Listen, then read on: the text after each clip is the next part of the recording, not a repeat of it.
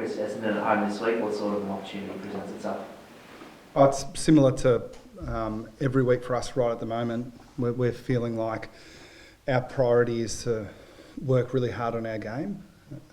We always put work into the opposition and respect what they can do. But I think all the teams in contention now, would be focusing on getting themselves in as good a shape as possible. So this is just another opportunity. It's hard to recreate some of the things you want to work on at training. So the opportunities to get your game in good order are running out.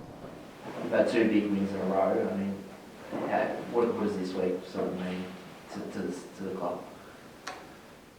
I'll just repeat myself. It's just another opportunity to work on our game.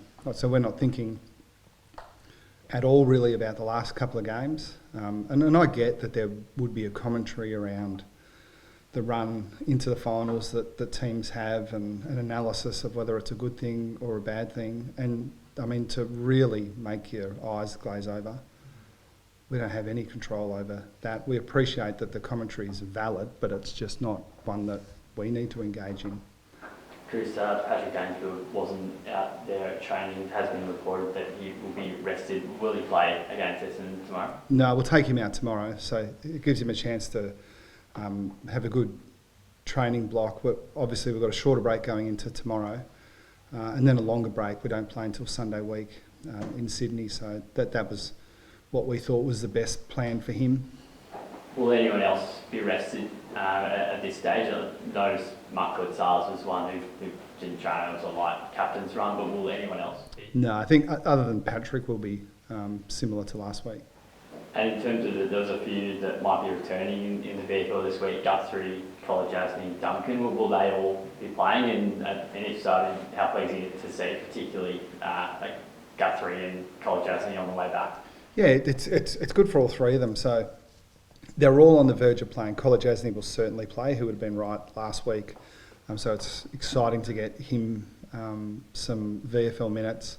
Mitch Duncan will just hold back for another week off the back of that shoulder, but he's in good running form, as tends to happen with upper body injuries. And Cam Guthrie, we're still a little uncertain as to whether he'll play or not.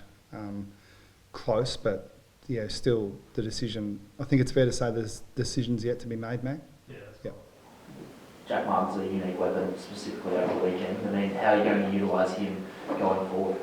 Yeah, we always thought that one of the reasons for bringing him in was his flexibility, and we were open-minded as to sort of what would present itself sort of within our system. Not only the way we play, but the other players we have in key areas. We're still confident that he could play in all parts of the ground for us. But yeah, it's hard to argue against him in the forward half. The coaches that look more towards the offensive side of the game are pretty keen to have him in that part of the ground. But we're really excited about his progress because we did take our time. And I should say it's likely we will take our time with him at times throughout the rest of the season as well. I mean, we very rarely just decide who our 23rd player is based on rankings. We're sort of, and Jack wouldn't fit into that category, especially based on what we saw on the weekend. But using him as a sub is a live option for us. And yeah, we have been careful with him, but he's done a power of work to get to this point as well. So it's exciting for him. Chris, will Patrick's replacement be one of Nevitt, Clark, CPUs? Yeah, so Nevitt and Clark are the Nevitt will be in the 22. There you go. I'll give you more than I normally do. Yeah, and Clark's right on the edge as well. He's been in great form on the training track and in the VFL and playing a slightly different role. We're sort of excited that he's a bit closer to the team. Do you feel that there's a lot on the line, particularly for maybe say bottom 6 in year 23, considering the fit list that you have and the amount of players coming back trying to prove themselves? You could look at it that way. I tend not to. There is this idea philosophically that it's good for players to be on edge. I reckon coming into this time of year, all players are on edge. I remember I didn't agree with it at the time. I don't agree with it now.